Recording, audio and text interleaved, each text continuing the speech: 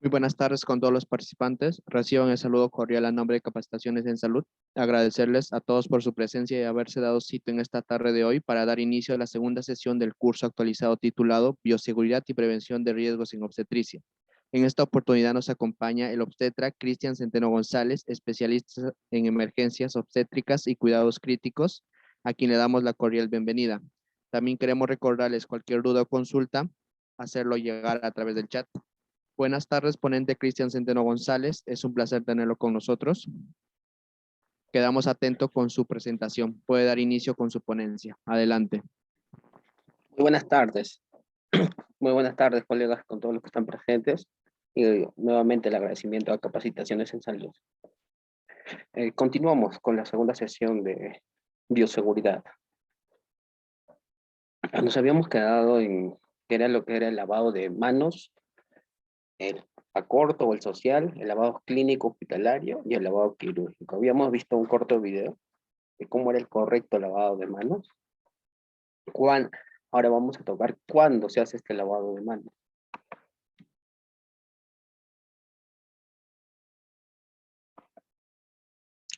¿Cuándo se hace este lavado de manos?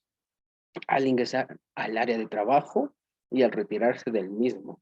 Se hace un lavado de manos corto, ¿verdad? O se usa el alcohol gel.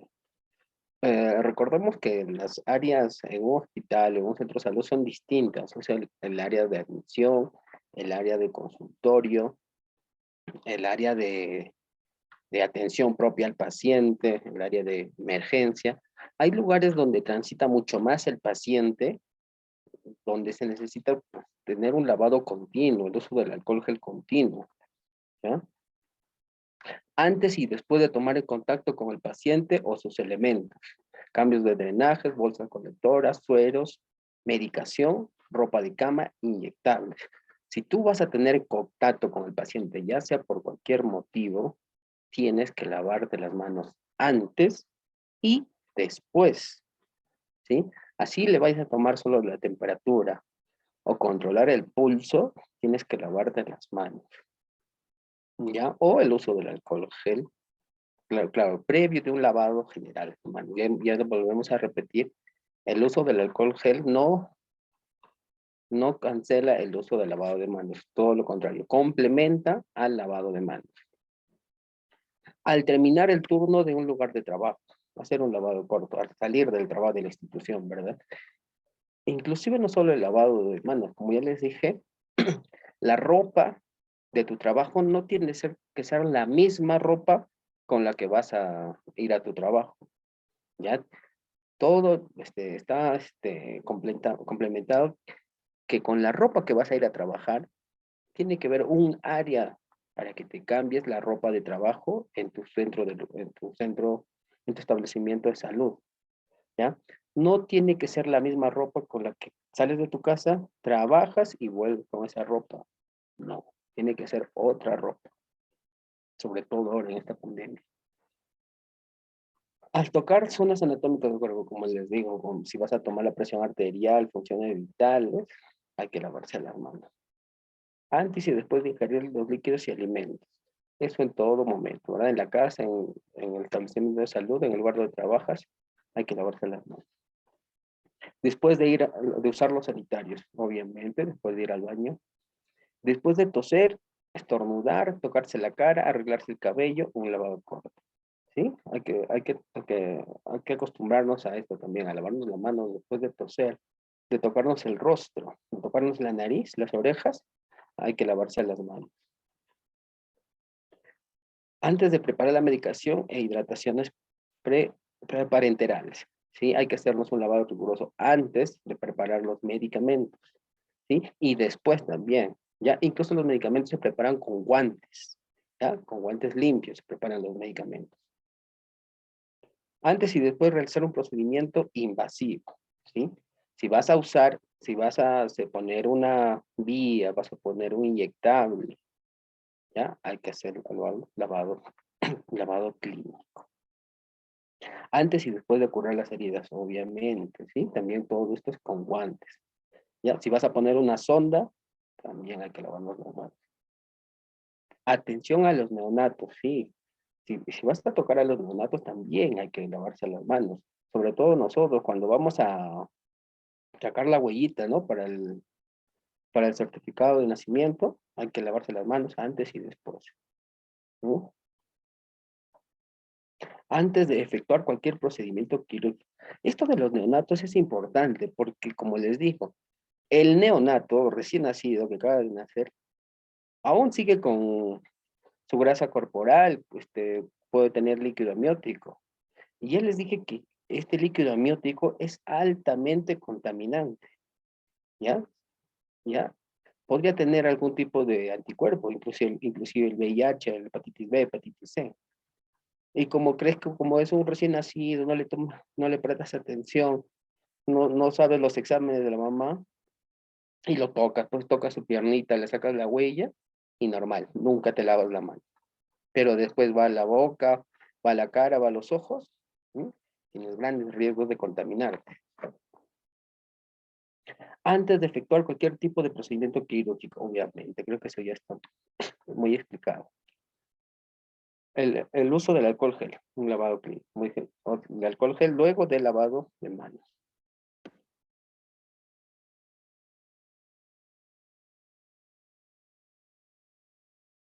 Normas internacionales para la eliminación de basura por medio de bolsa de colores.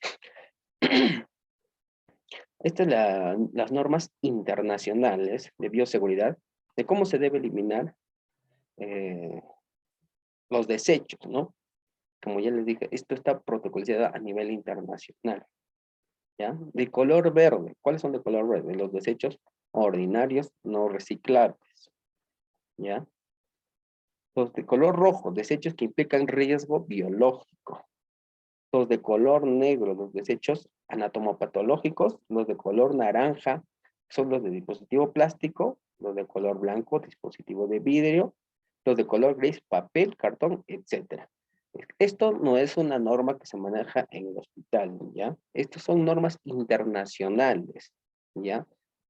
Esto lo que se usa en todos, para la eliminación total de todos los desechos. Hablamos de zona urbana, zonas transitables, ¿ya? Ustedes han visto ahí en las películas internacionales que tienen sus desechos que son grandes y son varios clasificadores. Ya no es como aquí solamente hay un tacho verde en la esquina de tu casa y donde botas todo.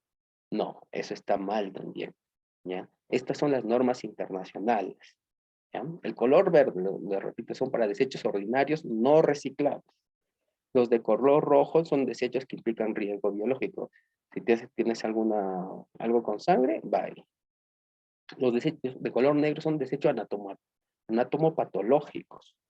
De color naranja son los dispositivos de plástico, de color blanco los dispositivos de vidrio, de gris, papel y cartón. ¿Esto para qué se hace esta clasificación? ¿Ya? Para el reciclaje, para la mayor, para tener un mayor reciclaje de estos productos y que se vuelvan a utilizar. Si tú los mezclas y lo botamos como botamos aquí en Perú, todo va a un tacho, el reciclaje es mínimo, pues, ¿no? Y contaminamos mucho más al medio ambiente. Los elementos de protección personal, ya, como los famosos los EPPs, ya, son los elementos de protección personal, un complemento indispensable en la medida de la bioseguridad. Son métodos de control de riesgo para proteger al trabajador colocando barreras en las puertas de entrada para evitar la transmisión de infecciones. Claro. Sin embargo, esto se recuerda que muchos de estos elementos de protección personal en institucionales de salud no fueron diseñados para el propósito, sino para evitar la contaminación de campos quirúrgicos y la transmisión de microorganismos. ¿Qué es lo que vemos acá? Que antes, los EPPs, antes de la pandemia, los EPPs solo se usaba para entrar a sala, nada más. Y usabas un guante para tocar a tu paciente si vas a tocar sangre, nada más. Pero eso está mal. En los protocolos de bioseguridad que están hace muchos años protocolizados y hay un montón de normas de bioseguridad, los EPP se usan siempre, ¿ya? La mascarilla que usamos ahora, la común, la simple, Eso está protocolizado de hace muchos años, de cerca del 92. El uso tiene que ser continuo en los hospitales, pero no lo tomamos en cuenta, no lo usábamos. ¿Ya? Los guantes está protocolizado hace años. Para tocar a un paciente se tiene que usar guantes. Hagas lo que hagas con ese paciente, se usa guantes. Eso está protocolizado hace años, no ahora en la pandemia. ¿Sí? Las gorras también está protocolizado hace mucho tiempo. Solamente en ciertas áreas es el uso de los mandilones. ¿Ya? Inclusive las mascarillas está protocolizado en la lactancia materna hace mucho tiempo. Pero no hacemos caso, pues. No hacemos caso a las normas técnicas. Recién ahora por la pandemia empezamos a usar todo esto. ¿Y qué es lo que nos debe dejar de enseñanza esta pandemia? A usar continuamente las mascarillas, sobre todo nosotros, el personal de salud, ¿ya? Al entrar a la institución, ¿ya? Eso tiene que quedar protocolizado para siempre, el uso de las mascarillas. El uso de las mascarillas y protectores oculares en los procedimientos que se generan gotas de sangre y fluidos corporales con la medida que se viene la exposición de mucosas, nariz, evitando que reciban hinojos afectados. Obviamente, esa es la principal función de las mascarillas y los protectores oculares, ¿no? Los protectores oculares, que estoy seguro que a ustedes también les dan y les dan en demasía y no lo usan, están mal. Ya les dije, una principal fuente de contaminación es por los ojos, aunque no lo crean. Usas las mascarillas, usas tu gorra, tu mandilón, y al momento del parto estás sin protector ocular, ¿no? Y es por ahí donde te puedes contaminar, ¿no? A ustedes les habrá pasado, les habrán comentado que al momento de romper membranas en un parto, cuando ya estaba a punto de nacer, cuando ya está en descenso la cabeza, está ya protruida la membrana amniótica y se rompe, no se rompe pues como un chorrito y sale poquito. Si no, sale como un globo de agua y explosiona. Y eso te mancha toda la cara, te mancha el cabello y te puede llegar a los ojos, ¿ya? Y como les digo, el líquido amniótico es un potencial fluido de contaminación. Hay que usar los protectores oculares, ¿no? El uso de mascarillas buconasales protege de eventuales contaminaciones con saliva, sangre o vómito que pudieran salir del paciente y caer en la cavidad oral o nasal del trabajador. Al mismo tiempo, la mascarilla impide gotitas de saliva o secreciones nasales del personal de salud que contaminen al paciente. Debe usarse en pacientes con los cuales se haya definido un plan de aislamiento de gotas, ¿ya? La mascarilla, como le dije, es la principal fuente de protección. ¿Por qué? Porque sabemos que la mayoría de enfermedades son por, por gotas de saliva y entonces la principal contaminación es oronasal, ¿ya? El uso de braseras para evitar el contacto del antebrazo, brazo con la sangre o líquidos corporales, procedimientos invasivos como partos normales, cesáreas, citología y odontología, entre otros. Bueno, esto solo se usa en salas de operaciones, en salas de partos. Un segundo, por favor.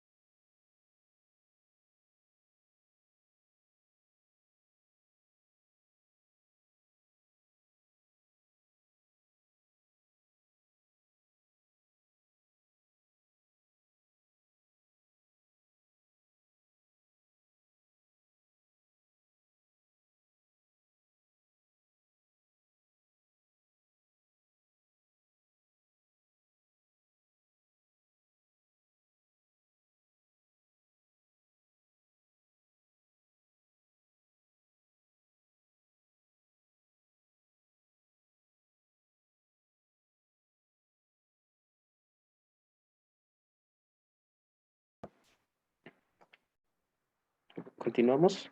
Disculpen, no estoy tan eficaz con el Zoom, pero a veces me sale una pantalla aquí arriba que no me deja leer los títulos. ¿Se me escucha?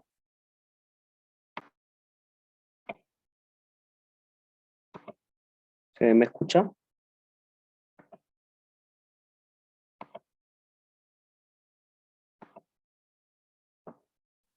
Sí se escucha correctamente, obstetra. Continuamos. El uso de los guantes. ¿Para qué se usan los guantes? Para reducir el riesgo de contaminación por fluidos en las manos, pero no evitan las cortaduras ni el pinchazo. Es importante que el empleo de guantes tiene por objeto proteger y sustituir las prácticas apropiadas del control de infecciones, en particular el lavado correcto de las manos. ¿Ya? Obviamente, los guantes hay que saberlos usar también, no es que usarlo por usar. Desde la elección del guante, ¿ya? Tú, como profesional de la salud, tienes que saber correctamente cuál es tu talla de guantes, ¿ya? Si tú eres 6, 6,5, 7, 7,5 o 8, tienes que saber tu número de guantes. ¿Por qué? Porque si tú eres de mano pequeña que calzas 7 y usas un guantes 8, en vez de protegerte, estás corriendo mayor riesgo de tener un incidente laboral. ¿Por qué? Porque vas a usar agujas, vas a usar un, un ahoga, ¿ya? Y ustedes se han dado cuenta que cuando usan un guantes más grande, en vez de ayudarlas a trabajar, les impide. ¿Por qué? Porque están acomodándose cada 5 segundos los dedos, los guantes, y eso va a producir que tengas mayores riesgos de tener un incidente, ¿ya? Entonces tienes que usar los guantes de tu talla, y tampoco muy pequeños, pues si pequeño es peor, no te va a dejar trabajar, ¿ya? Tienes que saber el número de tus guantes y ponerte ese número. Ya les dije, van a tener mucho mayor riesgo de usar un guantes que no es de su talla, ¿ya? El delantal de caucho, el delantal, ¿no? El protector para cuerpo. Esto va a evitar la posibilidad de contaminación de la salida positiva a presión de sangre o fluidos, líquidos corporales, por ejemplo, drenaje de accesos, atención de heridas, partos, punción de cavidades, cirugías, entre otros. Como ya les dije, este delantal o mandilón es de uso único, ¿ya? Si tú vas a tener un parto, se manchó, eso se descarta. Tú estás poniendo una vía, y te salpica una gota de sangre, así sea una sola gota, ya tienes que descartar ese mandilón. ¿Ya? ¿Por qué? Porque ese mandilón ya está contaminado, ¿sí? Y si solamente tienes un trabajo de consultorio, ¿ya? Igual te tienes que poner mandilón por protocolo, tienes que descartarlo por turno, ¿sí? No puedes usarlo más de un turno, ese mandilón, ¿ya? Y si tienes mucho mayor afluencia de pacientes, también hay que descartarlo. Obviamente aquí el Estado pues no nos va a dar mandilón por cada turno, por cada hora, pero hay que saber cómo usarlo, hay que saber guardar también, ¿ya? Hay que saber usarlo en medida que nos dé el Estado.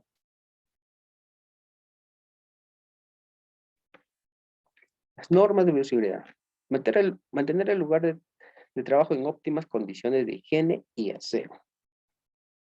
Obviamente no está permitido fumar en los sitios de trabajo. Deben ser utilizadas cocinetas diseñadas en el hospital para la preparación y consumo de alimentos. No es preferido la preparación y consumo de alimentos en áreas asistenciales y administrativas, ¿ya? ¿Qué es lo que se estaba haciendo en el hospital donde trabajaba antes? Que todo el personal iba con sus tuppers, iba al área de cocina, recogía e iba a un lugar a comer, ¿no? Un lugar designado. Igual, o sea, esta pandemia ha perjudicado, algunos ha ayudado, en el hospital donde yo trabajaba ha perjudicado. ¿Por qué? Porque hacer la cola en un hospital donde trabajan más de 600 personas es contaminado, ¿ya? Y ahora, al lugar donde tú vas a comer, a ingerir tus alimentos, también no es un área adecuada, pues si ahí no come uno o dos, comen todo el personal que está de turno, ¿ya? Entonces, en lo mínimo, hay que evitar comer en los establecimientos de salud. O sea, hablo de aparte del desayuno, almuerzo y cena, sino de los alimentos extras de eso, ¿no? Puede ser algún bocadito extra, hay que evitar, ¿no? Porque te vas a quitar la mascarilla, te vas a pues, contaminarte las manos, hay que evitar en la medida comer esos alimentos. No guardar alimentos en neveras, ni en equipos de refrigeración, ni en sustancias contaminantes o químicos. Las condiciones de temperatura, iluminación, ventilación de los sitios de trabajo deben ser confortables. Obviamente, ahora por esta pandemia debe haber mucho mayor ventilación en estas áreas críticas. Maneje todo paciente como potencialmente infectado. Obviamente, la ley de la universalidad. Las normas universales deben aplicarse con todos los pacientes independientemente del diagnóstico, por lo que se hace innecesario la clasificación específica de sangre y otros líquidos corporales como infectada o no infectada. Como les vuelvo a repetir, todo paciente es potencialmente contaminable, ¿ya? No es porque nosotros estamos en obstetricia, la mayoría está en obstetricia, y vemos pacientes gestantes que no tienen ninguna enfermedad, y, y vamos y la tocamos y hablamos con ella como si no pasara nada.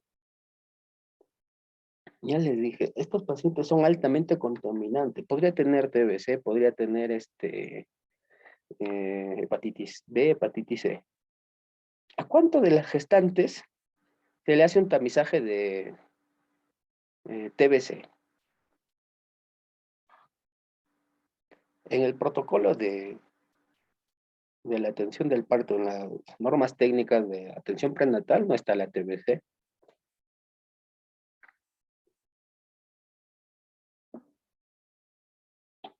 ¿Cómo confías que esa paciente no podría tener TBC? Pero al área de clínica, al área de medicina, ahí sí, pues, ¿no? Vas con miedo, porque ahí están todos los pacientes.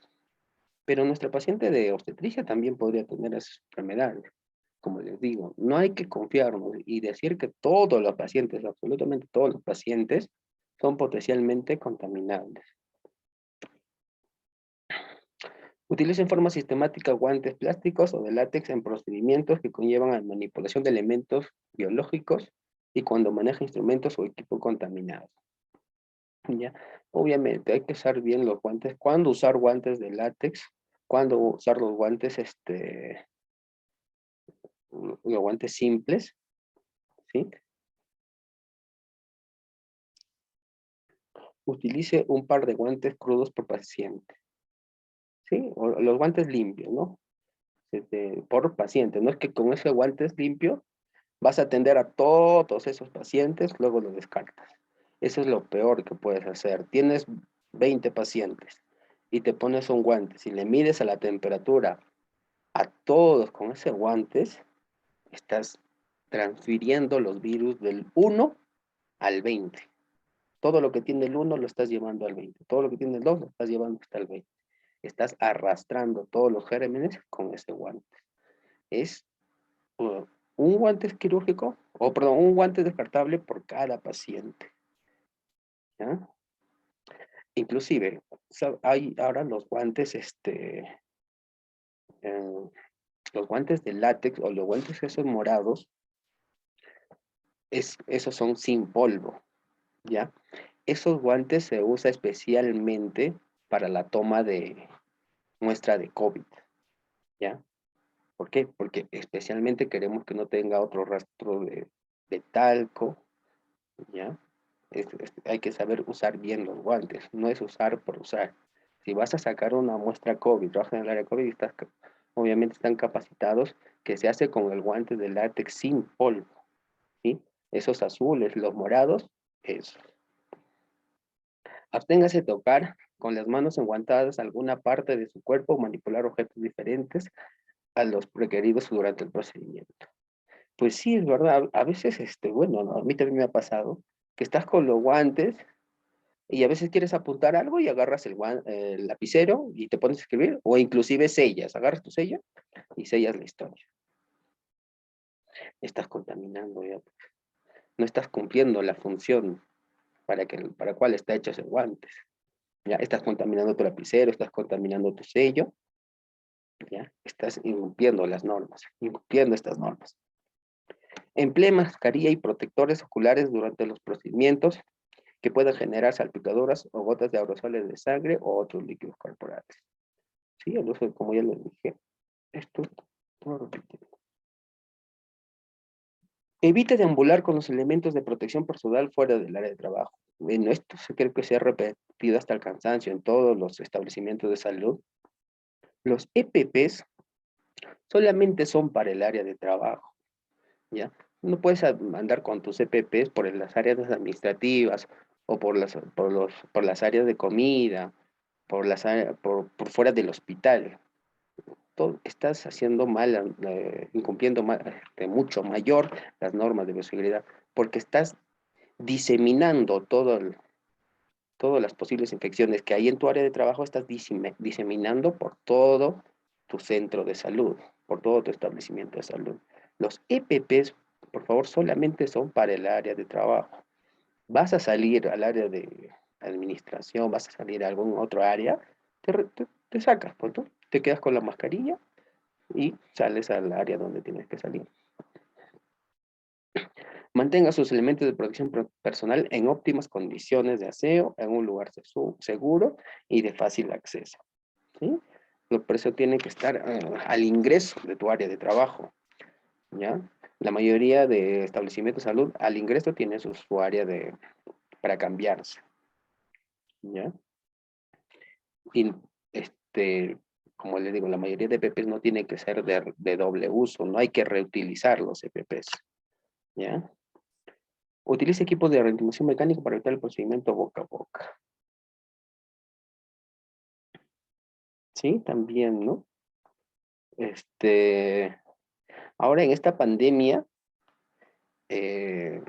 bueno, tuve una capacitación hace 2 años, donde, ¿qué hacer cuando, por ejemplo, ves que alguien está sufriendo un paro o se está asfixiando y tú estás capacitado en dar los primeros auxilios? Y ves que se está ahogando, ¿no? ¿Cómo vas a hacer la reanimación, el boca a boca? ¿Ya?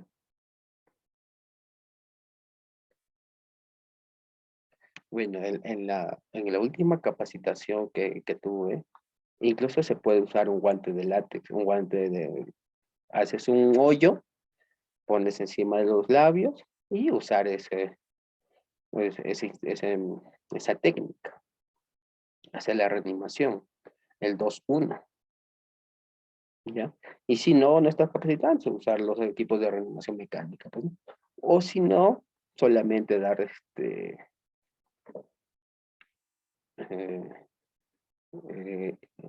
eh, presionar el pecho, ¿ya? Ese es otro tema, ¿ya? Me estoy alejando. Pero en la medida, solamente usar equipos de reanimación mecánica y evitar el boca a boca. Evitar la atención directa de pacientes si usted presenta lesiones exudativas y dermatitis serosa hasta que no se hayan desaparecido. Si tienes heridas en la mano, ya que son lesiones exudativas o son unas dermatitis, entonces hay que evitar tocar al paciente, ¿ya? En mayor medida. ¿Ya? Porque por esas heridas que tienes en la mano, podrías infectarte. Si presenta alguna herida, por pequeña que sea, cúbralo con esparadrapo o curitas, ¿sí?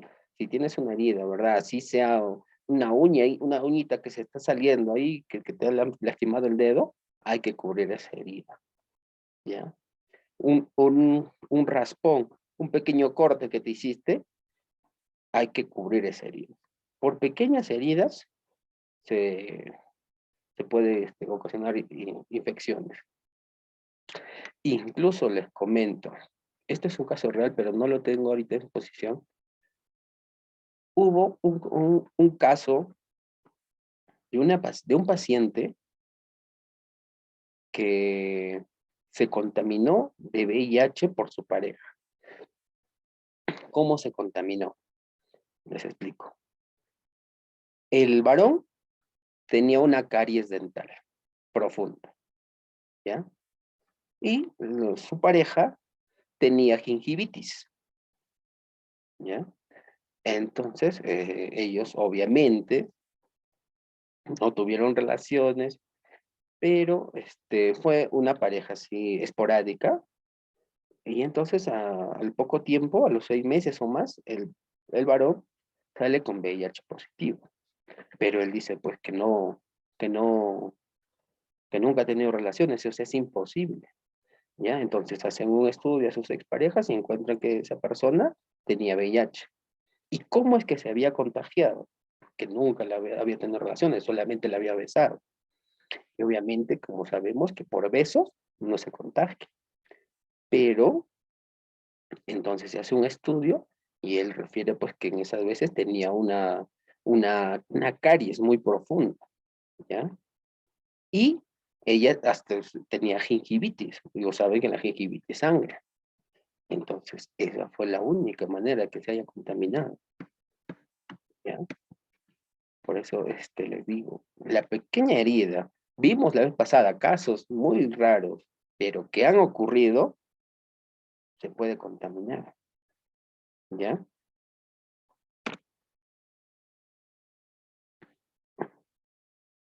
Las mujeres embarazadas que trabajan en ambientes hospitalarios expuestas a factores de riesgo biológico que transmisión parenteral deben ser muy estrictas en cumplimiento de precauciones universales y cuando el caso lo merite se debe reubicar en un mejor de riesgo. Sí, bueno, eso es lo que ha pasado, ¿no? La mayoría de personal gestante o personal de riesgo se le ha dado pues un descanso médico o se les ha movido a otra área, ¿no? Donde haya menor contacto con los pacientes.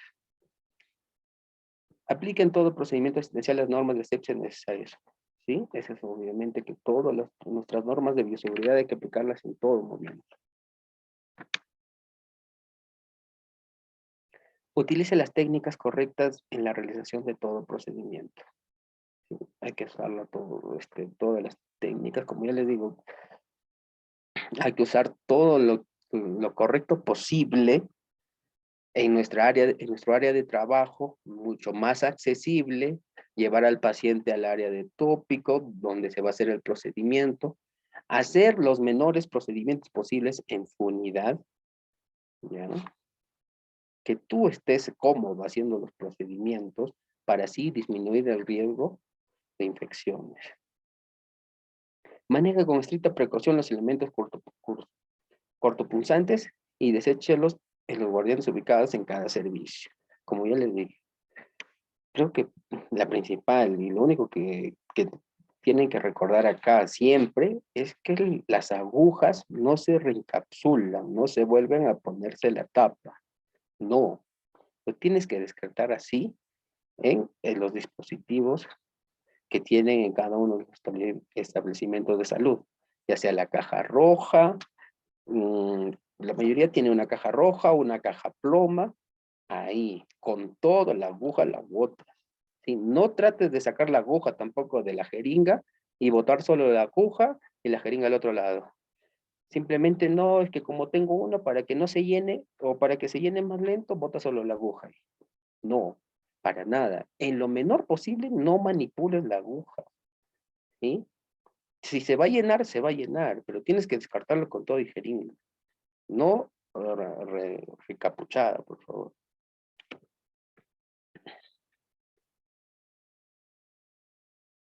Cuando no sea posible la recomendación central, evite desenfundar, obviamente. No hay que desenfundar. No cambie los elementos cortopunzantes de un recipiente a otro. Ah, ya, eso es verdad. Como está, esto es lo que pasa más con el personal de limpieza, esto lo he visto. Traen la caja que está medio vacía de agujas, y como acá en tu consultorio recién está un poquito, entonces traspasa, pues como si fuera basura común y corriente, lo pasa así, lo echa. ¿Ya? Ustedes no hagan esto, recomiendan al personal de salud con el que trabajan que no haga esto. No hay que cambiar de recipiente a recipiente simplemente para ahorrar estas cajas de desecho. No hay que manipular así estos recipientes. Absténgase de doblar o partir manualmente la hoja de bisturí, cuchillas, agujas, de cualquier otro material. Ya. Sí, hay que evitarlo en la mayor paciente. Como que hay que evitarlo hasta tocarlo. No tenemos por qué tocar la aguja. Cuando tú haces un procedimiento inyectable, ¿en qué momento coges la aguja? La mayoría de jeringas ya viene puesta la aguja, ¿no? Solamente para ajustar un poco. Pero después de eso no tienes que tocar para nada la aguja. Ni antes, ni después, ni durante la aplicación de un inyectable. ¿Ya? Evite reutilizar el material contaminado como agujas, jeringas, hojas de estudio. Obviamente, hay que evitar lo mínimo. Creo que está por demás, no hay que reutilizar ninguna de estas agujas.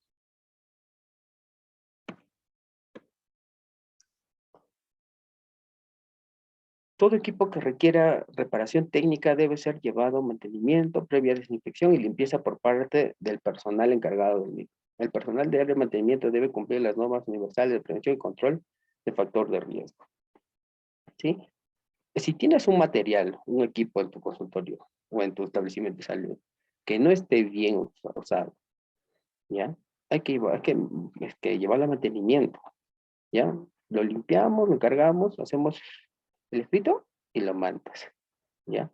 Realizar la desinfección y limpieza de las superficies, elementos, equipos de trabajo a final del procedimiento y al finalizar la jornada de acuerdo al proceso descrito en el manual de limpieza y desinfección. Creo que esto se hace diariamente. Si tú vas a entrar, ni siquiera diario, sino por turno. Entras a tu turno, haces la desinfección del área donde tú trabajas, ¿ya? Con alcohol gel, con alcohol, con hipoclorito, desinfectas.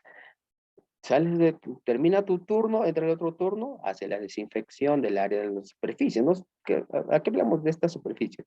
Donde tu escritorio, tu silla, en el área donde tú trabajas. No es que vas a limpiar todo el hospital, no, sino el área donde tú trabajas, donde comes, donde te sientas a escribir tus historias, ahí, esa parte hay que desinfectar por cada turno que tú ingreses, ¿sí? Porque el personal de limpieza no lo hace, solamente ellos se encargan del piso, de los desechos y ya. En caso de derrame o contaminación accidental de sangre u otros líquidos corporales sobre superficie de trabajo, cubra con papel u otro material absorbente. Luego vierte hipoclorito de sodio, aquí 5.000 partes por millón. 5.000 partes por millón es el 5%, ¿ya? Al mismo superficie circulante, dejando actuar durante 30 minutos. Después limpie nuevamente la superficie con desinfectante a la misma concentración y realice la limpieza con agua. Mentira.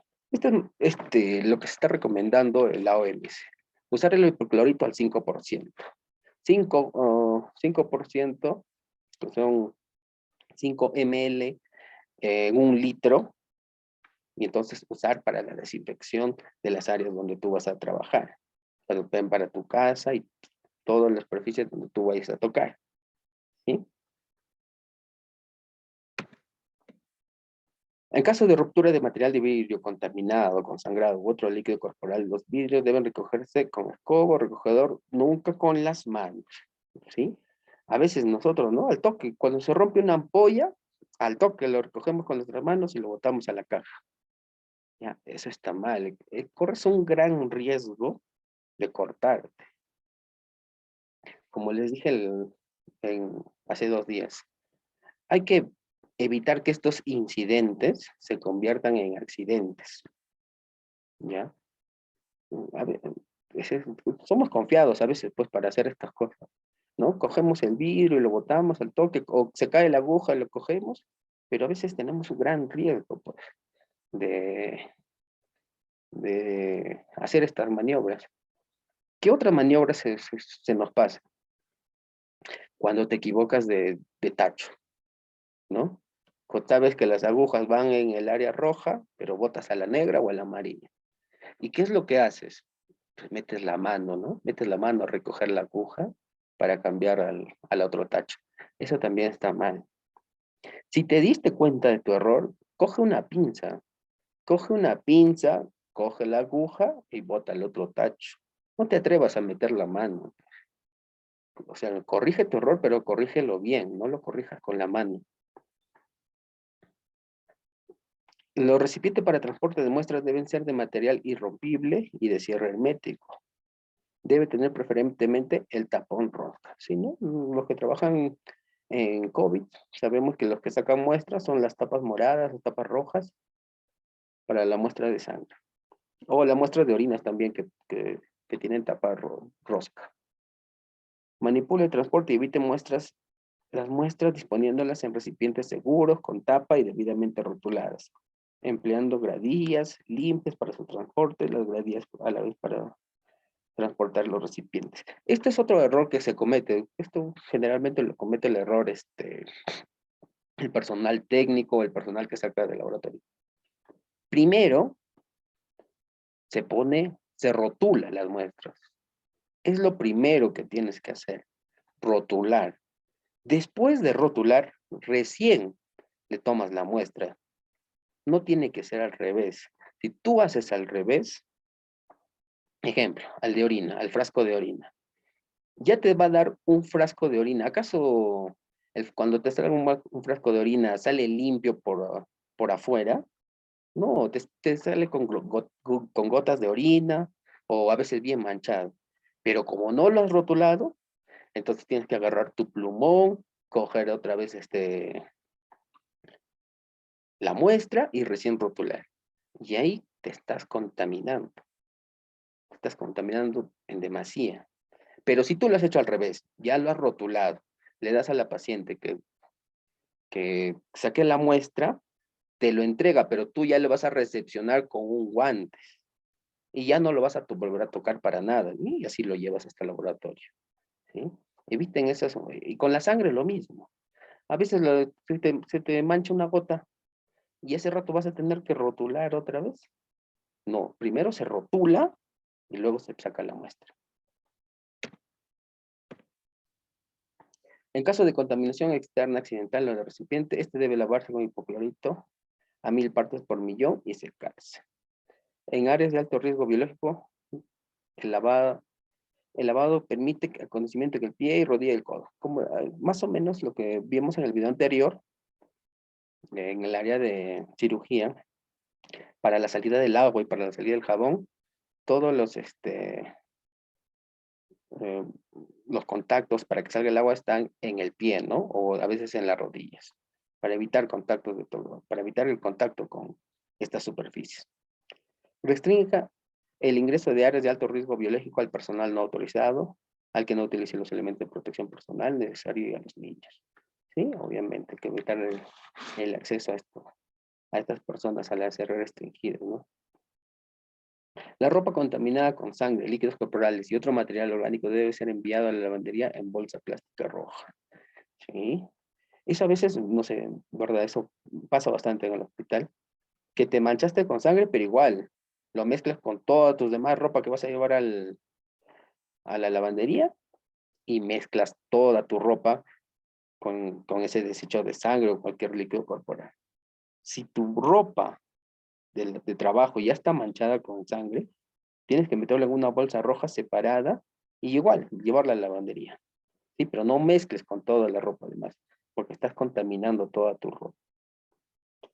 Disponga el material patógeno en las bolsas de color rojo, rotulándolas con el símbolo de riesgo biológico. Sí, ¿no?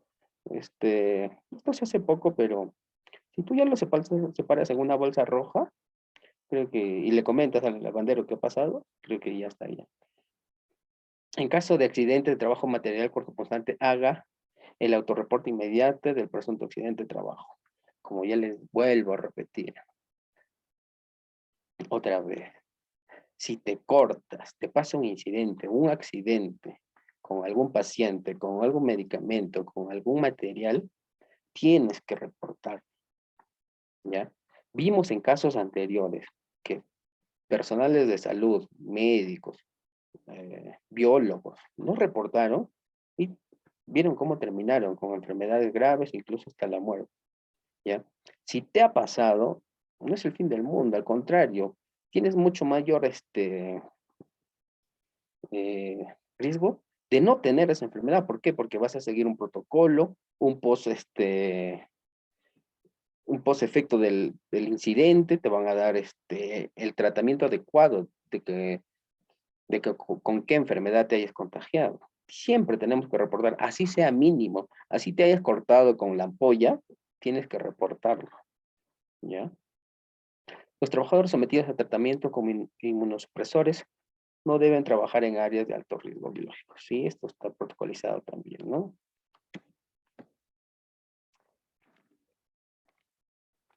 Entonces, vamos a lo que nos compete ahora, todos los tetras. Las normas de bioseguridad en el área de ginecobstetricia. Obviamente, estos por ser procedimientos invasivos, el riesgo de contacto con sangre y otros fluidos corporales es muy alto. Igualmente, se entra en contacto directo con los órganos y tejidos. Estos procedimientos son detención parto, laparoscopía, cesáreas, curetajes, entre otros. Obviamente, ¿verdad? Si nosotros vamos a tener un parto, vamos a tener mucho mayor riesgo de contaminarnos, ¿ya? Entonces, tenemos que nosotros cumplir las normas de bioseguridad al pie de la letra. ¿Ya? Entonces, ¿qué es lo que se va a necesitar? Utilizar permanentemente y durante los procedimientos gorros, guantes, monogafas o protectores oculares, mascarillas, el delantal plástico y las braseras. ¿Ya? O sea, es lo mínimo que tienes que tener para la atención. ¿Qué es lo que se va a hacer durante el parto? Mantener el equipo de protección personal en tanto no haya sido retirada la placenta y la sangre con la piel del niño, el cordón umbilical esté cortado y ligado, el equipo incluye guantes. Si tú ya terminaste de atender el parto, ya ligaste, ya suturaste, terminaste todo, recién ahí te vas a sacar los EPPs. A ver un segundo, creo que aquí...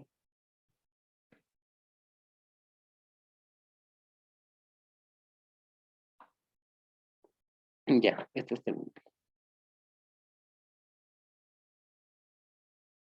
Ya, luego, ¿qué vas a hacer? Somete la placenta a escurrimiento por gravedad, coloca en bolsa de plástica roja, rotulándola como riesgo biológico. Ya. Eso es lo que se hace en otros hospitales. Aquí, obviamente, desechas la placenta en la bolsa roja y el personal ya se encarga de su eliminación. El personal de limpieza ya se encarga de su eliminación.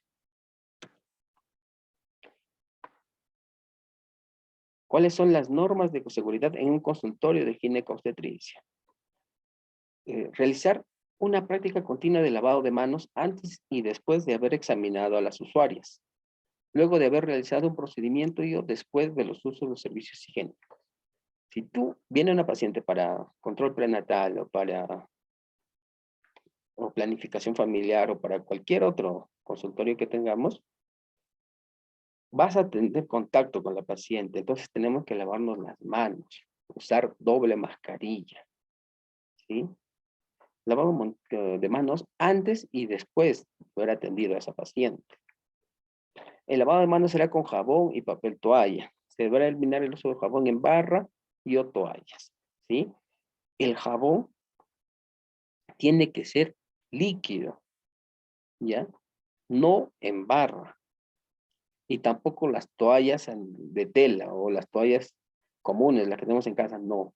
En los establecimientos de salud tiene que ser jabón líquido y papel toalla para descartarlo y evitar la contaminación, ¿sí?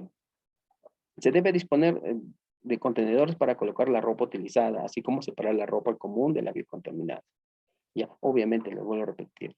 Si tú vienes con una ropa, al momento de tú llegar a tu área de trabajo, tienes que ponerte la otra ropa de trabajo, ¿sí? Y separarlas, no juntarlas.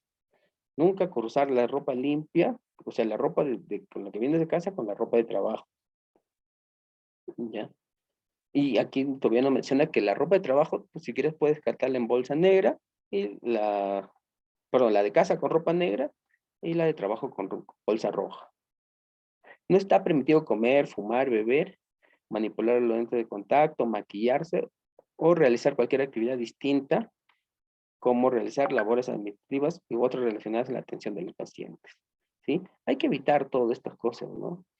¿Para qué? Para evitar la diseminación, para evitar contagiarnos.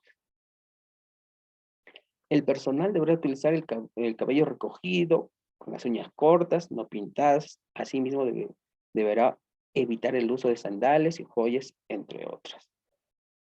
Si las colegas mujeres usan el cabello suelto, sabemos que el cabello por sí es eh, adherente de algunas, como digo, virus, bacterias, por ahí podría contaminarse. Entonces hay que evitar eso. Hay que usar el cabello recogido y hay que usar las gorras desechables. Se debe realizar la desinfección del estetoscopio de pinar con alcohol gel al 70% en cada tensión para realizar el examen pélvico, el sensor de DIU, remoción de DIU, la aspiración manual de endouterinas, el uso de guantes en ambas manos. Cualquier tipo de procedimiento que tú hagas, como le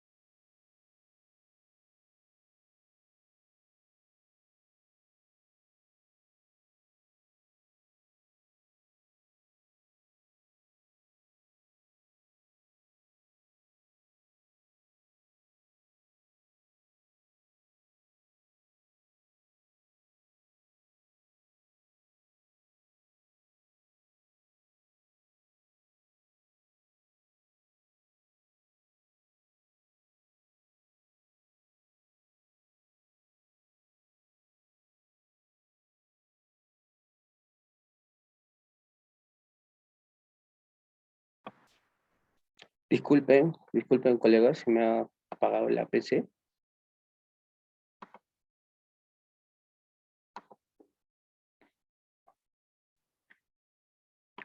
Como ya le digo, continuamos, por favor.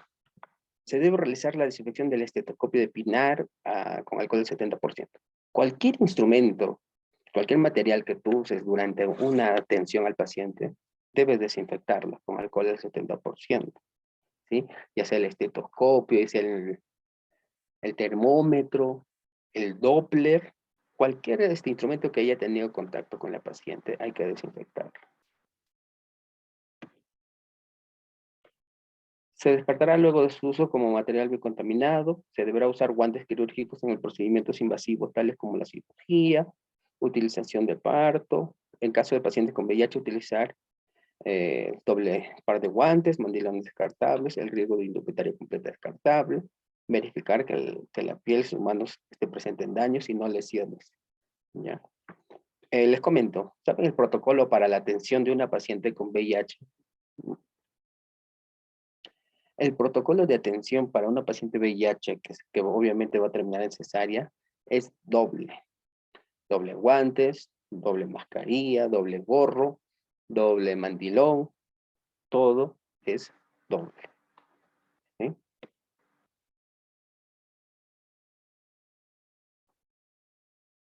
Ya, y esto lo tocamos. Vamos a pasar ahora a un segundo tema.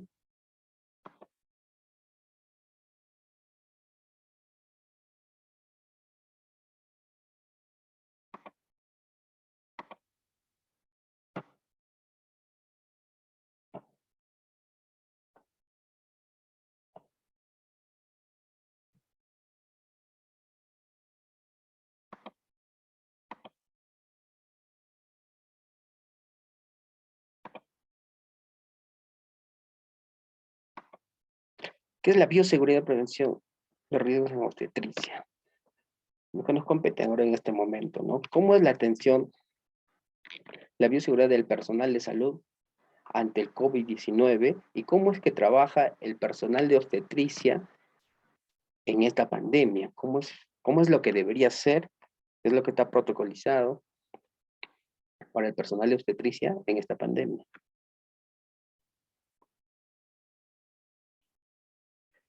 ¿Y qué es lo que debemos comprender ahora? Comprender la importancia y asumir el compromiso de poder aplicar las normas de bioseguridad, ¿ya? Y ahora, una vez que comprendemos, hay que difundir positivamente los conocimientos adquiridos en el ambiente hospitalario y la comunidad. O sea, obviamente, en tu casa, lo, lo que tú aprendes en este momento no es solamente para ti, sino para todo el personal de salud. Como ya le digo, las capacitaciones en bioseguridad no solamente es para el profesional de salud. Ya le dije, es para todos, desde el personal de limpieza hasta para el que está vigilando en la puerta. Es para todos, ¿sí? Mitigar las dudas generadas en el entorno profesional aportando información pertinente del tema en cuestión, ¿sí? Entonces, según la OMS, la bioseguridad es un conjunto de normas medidas para proteger la salud personal frente a riesgos biológicos, químicos y físicos. Y obviamente esto va a estar dirigido al personal, al paciente, al visitante, al medio ambiente, a todos, a la población en general, ¿sí? Entonces, las normas de bioseguridad están destinadas a reducir el riesgo de transmisión de microorganismos de fuentes reconocidas y no reconocidas de infección, vinculadas a accidentes por exposición a sangre y fluidos corporales en servicios de salud, ¿sí? Como les digo, las normas de bioseguridad están destinadas a reducir el riesgo, no a evitar. El riesgo de contaminación no se puede evitar en ningún momento. Pero si tú cumples tus normas, vas a reducir al máximo que ocurra un incidente o un accidente. Las acciones en los servicios de salud, entonces, vamos a tener las medidas de prevención y control.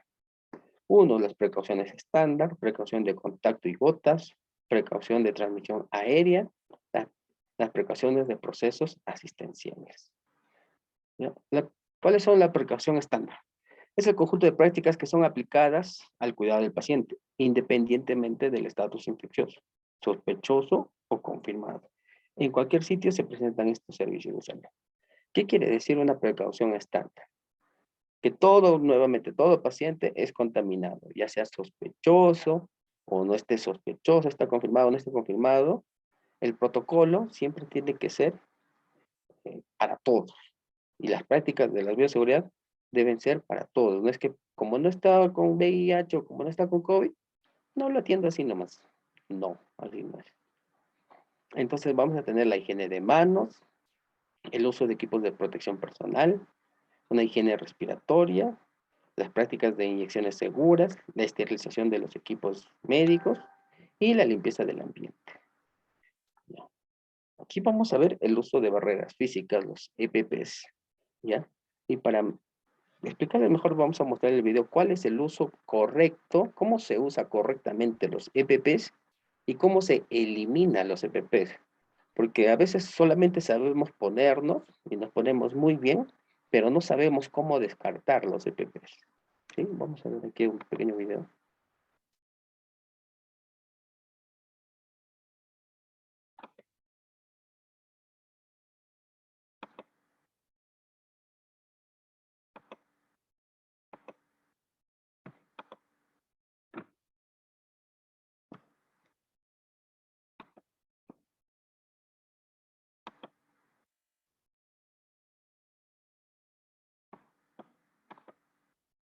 Hoy aprenderemos la correcta colocación de los equipos de protección.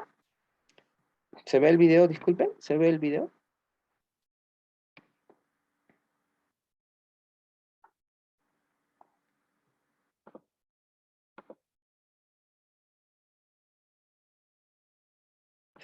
¿Se visualiza el video, por favor?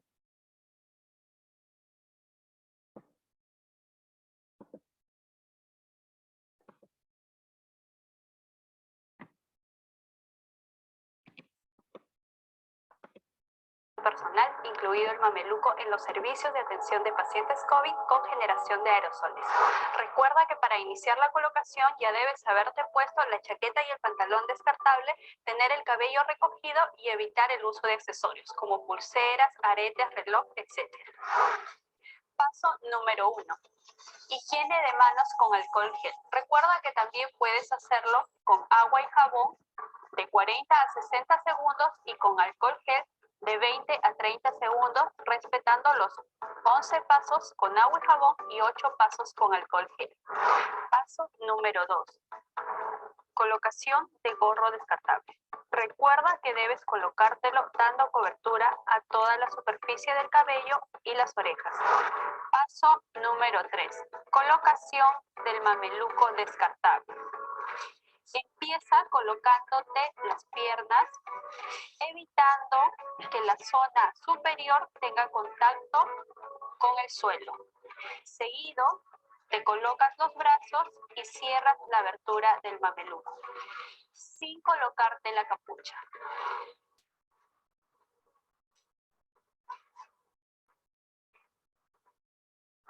Paso número 4. Colocación de botas descartables, dando cobertura a toda la superficie del calzado. Paso número 5. Colocación de guantes estériles. Recuerda que este paso no tiene la finalidad de mantener la esterilidad de los guantes, sino brindar una mayor protección. Recuerda que debes cubrir las mangas del mameluco. Paso número 6. Colocación de respirador N95. Recuerda colocártelo respetando la técnica adecuada y evitando maltratar el filtro de la parte externa. Paso número 7. Colocación de lentes protectores. Recuerda fijar bien los brazos por debajo del gorro para evitar caídas. Paso número 8. Colocación de la capucha del mameluco. Paso número 9. Colocación del protector facial. Recuerda que debes adaptarlo al perímetro de la cabeza. Paso número 10. Colocación del segundo guante, con la finalidad de dar doble protección antes del ingreso al área de trabajo. Este es el equipo de protección que usamos actualmente en las áreas donde hay generación de aerosoles.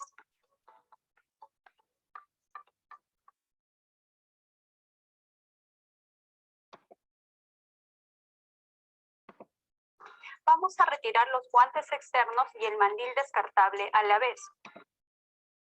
Hola, hoy aprenderemos el retiro correcto de los equipos de protección para el personal que atiende en el área COVID. Debemos tener en cuenta que hay dos zonas bien diferenciadas. La parte externa, que asumimos es la zona más contaminada, y la parte interna, que debemos procurar no contaminar. Paso número 1. Vamos a retirar los guantes externos y el mandil descartable a la vez. Para eso desatamos o rompemos con un movimiento firme las amarras superiores e inferiores. Sujetamos la parte posterior externa y la llevamos hacia adelante con los brazos extendidos para evitar el contacto con la superficie contaminada. Cogemos en pinza el borde del guante y el puño del mandil, deslizándolo suavemente, envolviendo ambos implementos por la parte interna y evitando tener contacto con la superficie contaminada.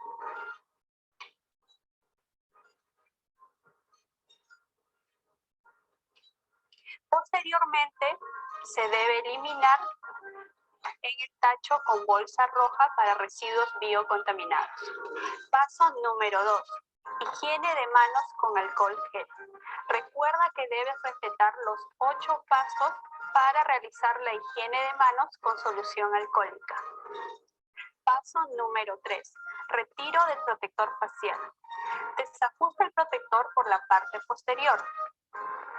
Luego levántalo, evitando tocar la zona frontal, que es la más contaminada, y colócalo en una bandeja con hipoclorito de sodio para su desinfección. Paso número 4. Higiene de manos con alcohol gel. Respetando respetando los 8 pasos. Paso número 5. Retiro de lentes protectores. Cogiendo los brazos laterales, deslizándolos suavemente, evitando tocar la parte frontal contaminada y colocándola en una bandeja para su posterior desinfección. Paso número 6. Nuevamente nos realizamos la higiene de manos con alcohol gel, respetando los 8 pasos. Paso número 7. Retirar el respirador N95, utilizando la técnica correcta. Primero retiramos la liga inferior, luego la liga superior, evitando tener contacto en todo momento con la parte expuesta.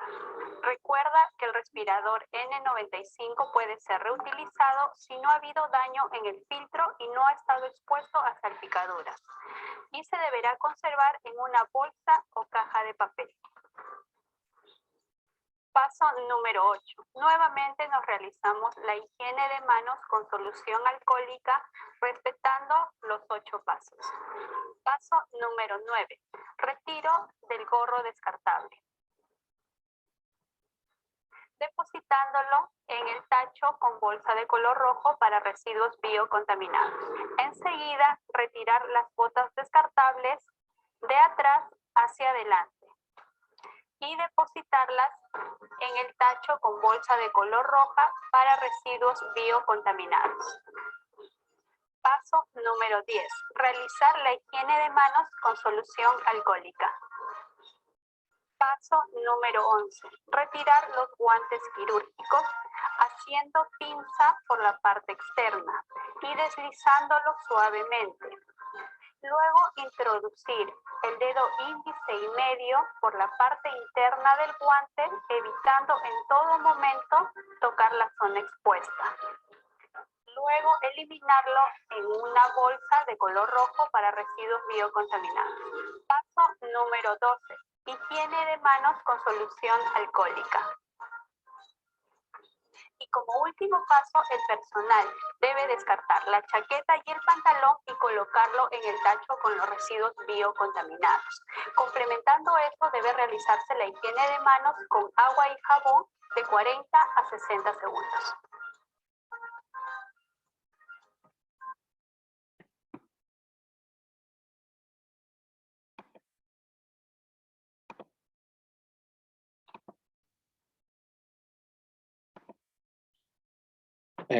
Evidenciaron que el descarte de los EPPs tiene mucho más pasos que la colocación, ¿ya? Por cada prenda, por cada material que te sacas al descartar, tienes que hacerte el lavado de manos con alcohol gel, ¿ya?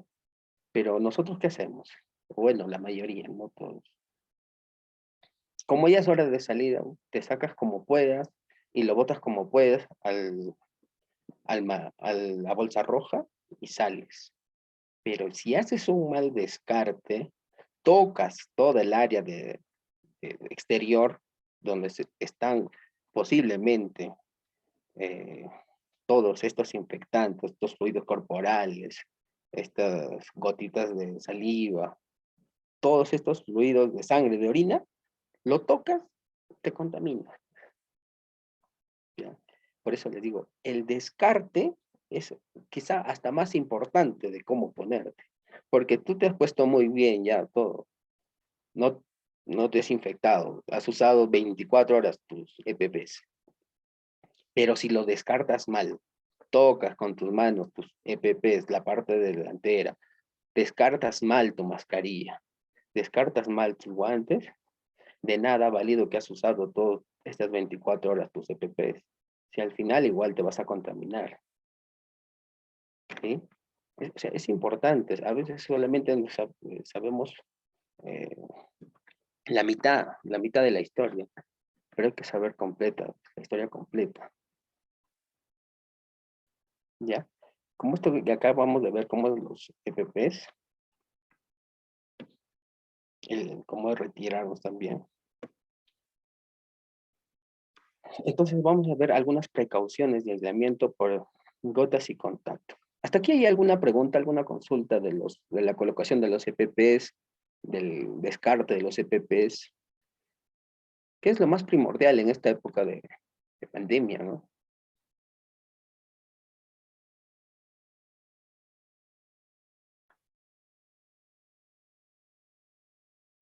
¿Sabe cómo es el uso correcto de la doble mascarilla para entrar a lugares cerrados, como al banco o la farmacia?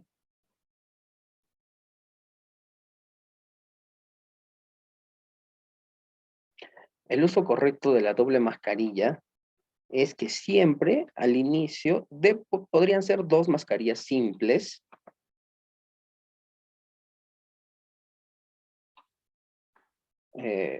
Para entrar, por ejemplo, a algún lugar, al banco o a algún lugar cerrado, ¿no? Se usa doble mascarilla. ¿Ya? Las dos simples, que está aceptada por el MINSA, o si no, una o una sola N95, NK95 o la N95. Pero si quieres usar las dos, la N95 y la simple, siempre, pero siempre la N95 es primero. ¿Por qué? Porque esa N95 tiene mayor fijación al rostro, ¿ya? Eso va a estar más pegada al rostro y por encima te vas a poner la simple. Si tú te pones al revés, primero la simple y luego la N95, estás, al contrario, estás exponiendo a que por los costados o por la parte de arriba haya mayor riesgo de que entre el aire. Si entra el aire, entran los virus. Ya estás usándolo mal. Entonces, si vas a usar doble mascarilla, primero la N95 y después la simple. Y la simple con la parte de adelante pegada a tu rostro y la parte azul para afuera. ¿Ya?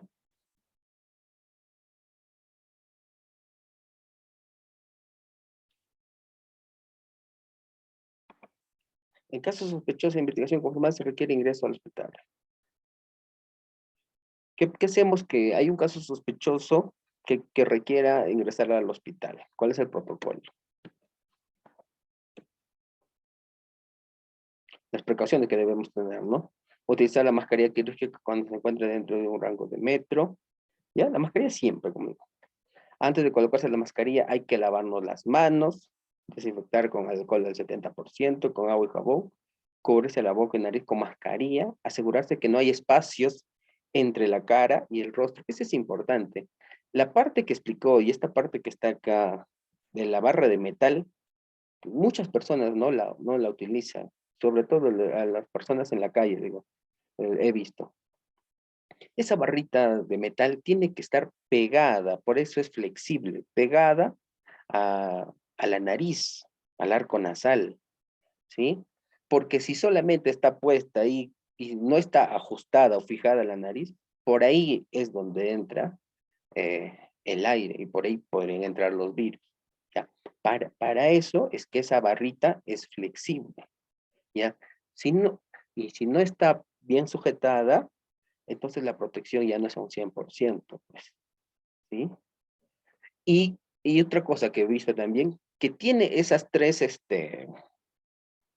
láminas. ¿Por qué? Porque eso se expande de arriba hacia abajo, ¿ya? No es que solamente te pones y lo dejas ahí, así como una bandita.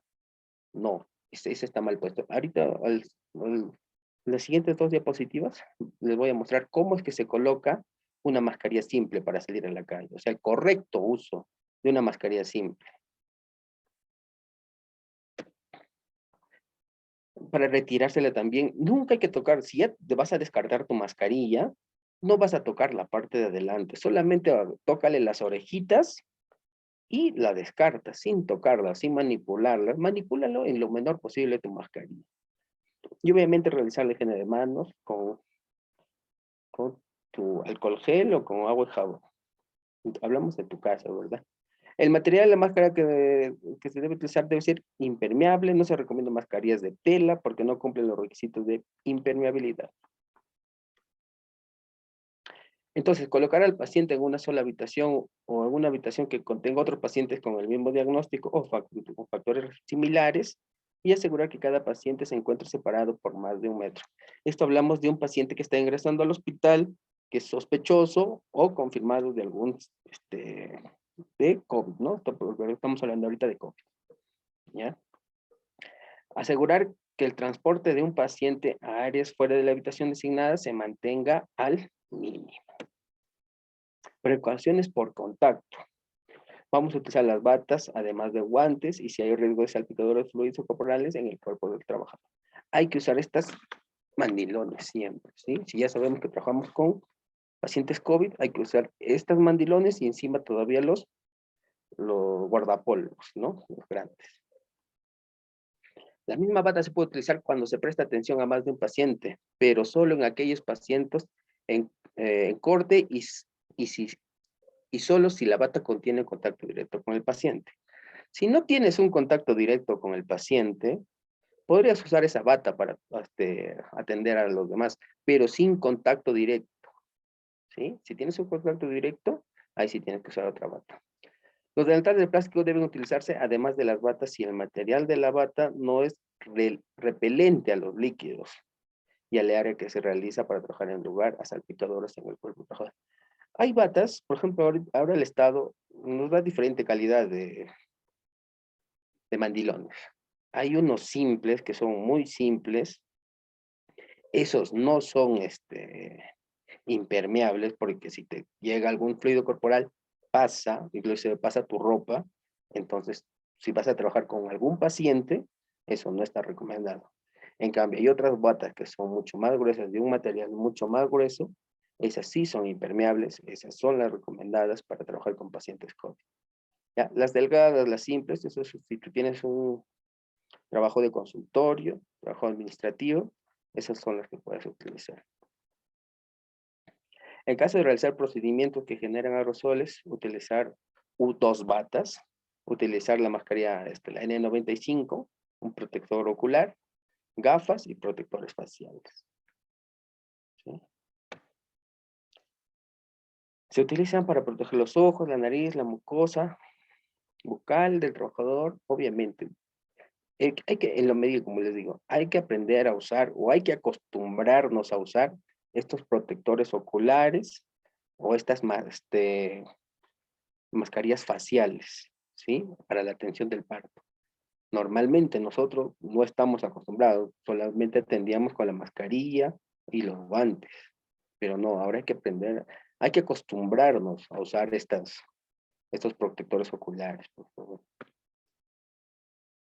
Utilizar una mascarilla de alta eficacia como la N95, siempre que se brinde la atención dentro de las instalaciones de aislamiento del paciente, asegurándose de que el sello de la mascarilla de alta eficacia se revise antes de cada uso. Realizar la higiene de manos inmediatamente después de retirar la mascarilla. No se recomienda la utilización de esta mascarilla, debe ser un solo uso. ¿Ya? Si vas a usarlo para un paciente o has tenido contacto, que sea de un solo uso.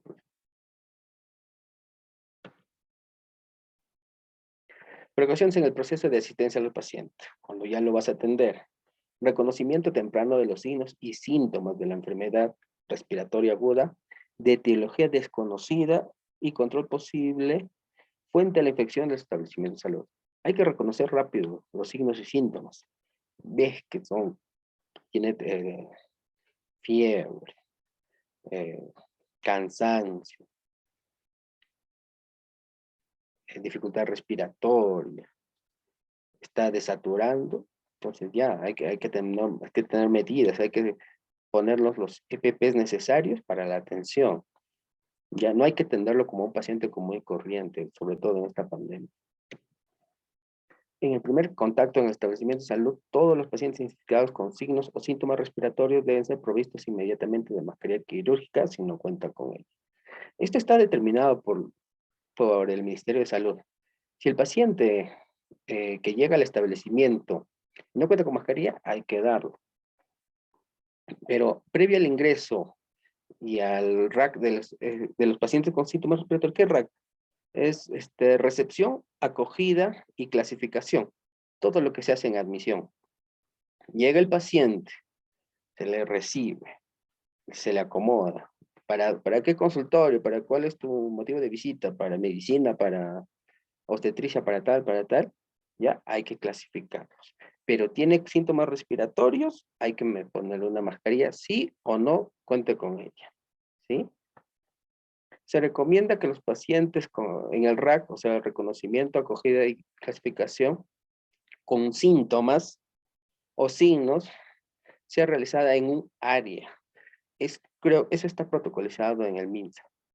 La atención tiene que ser diferencial desde el inicio, ¿ya? Al inicio de cada establecimiento se le hace un control diferencial, fiebre, control de signos vitales, fiebre, todo descartado, pasa, ¿ya? Pasa a otro área. Si está con fiebre o temperatura, pasa al área COVID. ¿Para qué? Para hacerle un descarte de COVID. Sala de atención específica de pacientes con sospecha de COVID. Entonces, ¿qué pasa con los que tienen tos, fiebre, temperatura, dificultad respiratoria? El paciente ya está usando una mascarilla quirúrgica, será evaluado por el personal de salud designado, deberá aplicar precaución según evaluación de riesgo, debe haber fácil acceso y soluciones alcohólicas, alcohol gel, así como lavado de manos, desinfectantes, papel secamanos. ¿Ya? Esto es todo lo que se hace en todos los establecimientos de Perú cuando hay una atención diferenciada a los pacientes COVID y no COVID. ¿Ya? Si tiene un paciente signos y síntomas de COVID, pasa al área COVID para un despistaje de COVID. Sale positivo, se atenderá en el área COVID, sale negativo, pasará al área común. ¿Sí? Eso es al inicio, por favor. El triaje COVID, que es el que llamamos ahora. Entonces, ¿cuál es el protocolo de atención a la gestante COVID? ¿Ya? Síntomas. Tiene fiebre mayor de 39, tiene una tos seca, tiene disnea, mialgia, cefalea, diarrea, náuseas, vómitos. Y encima tiene un antecedente patológico, epidemiológico, perdón. O sea, ha estado con un familiar que ha tenido COVID. ¿Ya? Vamos a evaluar las comorbilidades asociadas, que esta paciente puede tener hipertensión, diabetes, asma, VIH, alguna enfermedad cardíaca, renal, EPOC, enfermedad pulmonar obstructiva crónica y condiciones obstétricas actuales, un trabajo de parto, preeclampsia, DPP, APP, cualquier enfermedad obstétrica. Más asociada a lo anterior que todos los síntomas, ¿qué se hace? Mantener en un área de sospecha clínica, hacer un examen físico y un test para la detección de COVID. PCR, SARS-CoV, puede ser la molecular, la rápida, ya. Si sale negativo la prueba, se va a repetir en 48 a 72 horas si persisten los síntomas. Si sale negativo, paso a su domicilio, ¿no? Claro, si ya se ha pasado todos los síntomas asociados a obstétricos y de los síntomas. Puede ser un resfrío común, ya, no pasa nada, va a su domicilio. Después de haber repetido en 72 horas esta prueba, sale positivo, pasa al otro lado. Salió positivo. Ahora hay signos de severidad y signos sin signos de severidad. ¿Qué pasa cuando sale sin signos de severidad? ¿Ya? Hay un aislamiento domiciliario. Ejemplo, ¿cómo es un signo sin signos de severidad? Solamente tiene fiebre o tiene una tos ligera, una mialgia, acá no hablamos nada de obstétrico, ¿eh? No tiene nada obstétrico. No tiene nada obstétrico, solamente tiene malestar mínimo, a su casa 2 horas. O sea, es un COVID positivo, ligeramente asintomático, ¿ya? Va a su casa. Monitoreo telefónico de 2 a 4 días, pruebas de bienestar fetal, obviamente, hacerles un monitoreo, evaluar el crecimiento fetal y el índice de líquido amniótico. ¿Ya? No hay ninguna severidad. Pero si es positivo y tiene criterios de severidad, se va a hospitalizar en un área de aislamiento o una monitorización continua, ¿ya? Lo que se conoce como el área COVID para materno, ¿ya? ¿Qué se va a hacer en este lado? Cuando ya está con criterio de seguridad. Vamos a ver los signos paraclínicos. Le vamos a hacer un examen de gasometría arterial, historia clínica completa, ver los niveles de PCR, el perfil hepático y renal, ¿ya? Y la el dímetro D. En imagenología, que lo vamos a hacer rayos X, ver cómo están los pulmones, un TAC de tórax, ver áreas de vidrio esmerilizado, unilaterales, difusas, periféricas, basales, consolidadas. Lo que estamos mencionando acá, las periféricas, el vidrio, son síntomas, son signos de COVID. Básicamente, cuando le haces un TAC o una tomografía, ahí es cuando se evidencia el COVID. ¿Ves estas áreas? Ya. El pulmonar, el patrón intersticial, las líneas presentes, el patrón de consolidación, síndrome de tejido y fragmentación. ¿Ya? Vamos a ver cómo está la vigilancia fetal también. Obviamente le tenemos que hacer pruebas de bienestar, monitoreo fetal continuo, si está en trabajo de parto, considerar la madurez o inmadurez fetal, si tiene menor de 35 semanas. Vamos a ver la conducta de pulmonar del bebé. Ya, estamos hablando de todo lo que es ahorita con severidad positivo y con criterio de severidad. ¿Qué pasa? También vamos a ver para el ingreso a UCI, ¿no? Está mal, vemos que es positivo, está un COVID avanzado, mayor del 50%. Va a pasar a UCI. Presión arterial sistólica menor de 100 milímetros de mercurio, perdón. Frecuencia respiratoria mayor de 22, una escala de Glasgow menor de 13. Entonces ya vemos que hay un compromiso, ¿verdad? Vemos cómo está la radiografía, la tomografía, el ultrasonido, ¿ya? Vemos el compromiso materno. ¿Cómo está el compromiso materno? ¿Cómo está la mamá? Hay una insuficiencia respiratoria grave, ya tiene un shock séptico, una falla multiorgánica, ¿ya? O sea, estamos hablando de que una paciente está grave. ¿Y cómo está el bebé? Vamos a la categoría 3 según la COC, el monitoreo fetal continuo. Vemos cómo está el bebé, pues, ¿no? O sea, ha entrado en sufrimiento fetal, cómo está la placenta, cómo está el hila, ¿ya? Ahora el compromiso fetal pasa a un segundo plano después de la mamá. Si la mamá está en una falla multiorgánica, el embarazo pasa a un segundo plano. ¿Qué es lo que quiero decir? Que la gestación se debe culminar en ese momento. Entonces, ¿cómo se finaliza la gestación? Que si es menor de 22 semanas, evaluar el compromiso materno y considerar la interrupción de la gestación de manera expedita. ¿Qué quiere decir? De manera inmediata. Se culmina por vía alta o por vía baja, de acuerdo al ginecólogo, ¿sí? Porque primero es la salud de la mamá. En el Perú es así. Primero es la salud de la mamá, se culmina la gestación. Si está mayor de 22 semanas, dependerá del deterioro materno, del test de Bishop favorable, antecedentes obstétricos, ¿ya? Si tiene mayor de 22 semanas, no es tanto el deterioro materno, que quizás solamente tiene un compromiso menor, entonces se va a terminar el parto también, ya sea por vía alta, o porque acá mencioné el Bishop. ¿Por qué? Porque vamos a ver cómo es que de repente ya está dilatando, ¿sí? ¿Qué pasa entonces si la mamá sale positiva y el recién nacido también positivo a COVID? El recién nacido será hospitalizado en el área de neonatología con una lactancia materna directa o con leche extraída dependiendo del estado materno. ¿Qué es lo que quiero decir? Si tú eres gestante con COVID positivo y das a luz, pues se produce tu parto, pero tu bebé también sale positivo. La lactancia materna también se da, ¿ya? No es que no le va a dar de lactar. Al otro lado, madre con COVID positivo.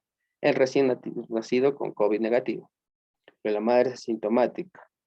No hay alojamiento conjunto y la lactancia con leche extraída. Si la madre es asintomática, prevención respiratoria, separar a la madre y el rene por lo menos a 1 metro Y contacto solo en momentos de lactancia. ¿Ya? Si la mamá tiene síntomas, aquí hay que evitarlo contagiar. ¿Ya? La mamá es positivo, el bebé es negativo, pero la mamá tiene síntomas, no tiene cefalea,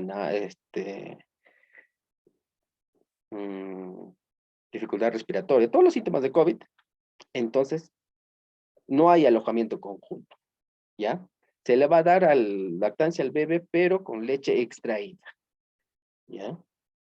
Pero si la mamá está asintomática, pero es positiva, entonces vamos a separar a la madre al menos 1 metro y solo para la lactancia va a haber contacto. Y obviamente con mascarilla, con todos los protocolos necesarios, con guantes, con gorra, se va a producir la lactancia, ¿ya? Entonces, ¿cómo vamos a ver cuáles son los criterios de severidad? ¿Cómo sabemos cuáles son estos criterios? ¿Cómo determinamos estos criterios?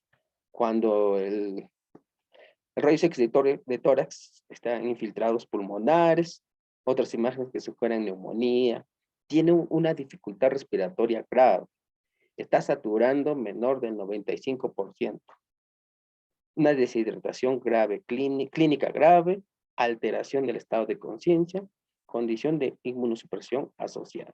Esta gestante tiene todos, cualquiera de estos síntomas, entonces pasa a una categoría de COVID positivo con criterios de severidad y pasará a ser hospitalizada. ¿Sí? Entonces, ¿cuáles son las recomendaciones para el personal de salud en una atención prenatal, en un consultorio? Hablamos de una atención prenatal embarazada sin sospecha de COVID. Se considera una consulta telefónica o asesoría en línea. Eso es lo que se venía dando, ¿no? Al inicio de la pandemia. ¿Ya? Hacer las teleconsultas. Restrinja la atención prenatal a emergencias y de alto riesgo. ¿Sí?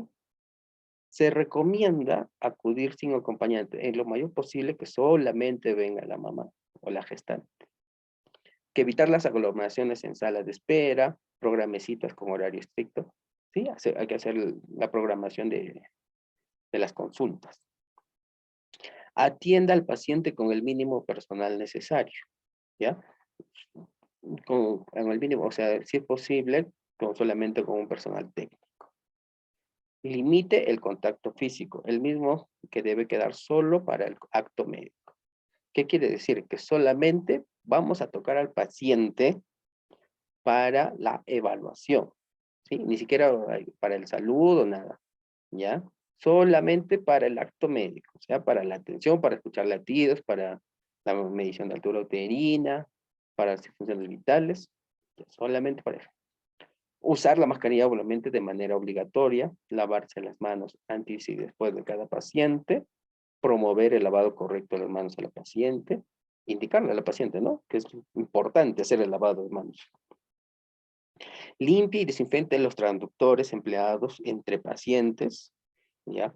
Hablamos de los transductores del monitor o del Doppler, hay que limpiarlos. Limpie y desinfecte las superficies de contacto entre cada paciente con solución hipoclorita. Explique el paciente los principales síntomas de la enfermedad. Entre paciente y paciente hay que pasarle una limpiada a nuestro escritorio. ¿Por qué? Porque la paciente viene, se sienta, toca todas nuestras áreas y hay que limpiar. Estas son recomendaciones, ¿sí? Por favor. Ahora, recomendaciones para la atención obstétrica. Embarazadas con sospecha o confirmación de COVID. Ya estamos acá de una atención. Los pacientes deben atenderse en unidades hospitalarias terciarias respetando la ruta hospitalaria protocolizada. Realiza adecuado lavado de manos con abundante agua y jabón, ya, eso ya sabemos. Ingresa al área de aislamiento obstétrico para el examen físico de la paciente con sospecha o confirmación de COVID, el equipamiento protector, sustituto de la pastilla. ¿Qué quiere decir? Que vamos a usar los EPPs, ¿ya? Bata impermeable, lentes o protección ocular, la mascarilla N95, guantes descartables. Confirme uso de mascarilla en la paciente. La paciente que va a entrar a trabajo de parto también tiene que usar mascarilla. ¿Por qué? Porque cuando la paciente está en trabajo de parto, obviamente donde respira más y se queja más y grita, entonces ahí hay más diseminación de agentes infecciosos, entonces la paciente tiene que usar la mascarilla. Realizar y asegurar la historia clínica y epidemiológica detallada, obviamente. Hay que explicar el protocolo de atención a la gestante sospechosa confirmada por COVID, ¿sí? Garantizar el manejo multidisciplinario. Establecer reportes adecuados y obligatorios con personal supervisor, asistencial y de salud pública. ¿Qué quiere decir? Ya, aquí lo que estoy mencionándoles es que cuando el manejo COVID, nace un paciente COVID, un recién nacido COVID, se hace el reporte a epidemiología, se llena la ficha epidemiológica de la gestante y del recién nacido, ¿ya? Eso se reporta, ¿ya? O también limpia y desinfecta las superficies, sí, eso ya lo mencioné, ¿sí? No se olviden, de verdad, reportar los pacientes con sospecha o con confirmación de COVID, ¿sí? Eso va para el área de epidemiología. Entonces, ¿cuáles son las recomendaciones del parto cesárea?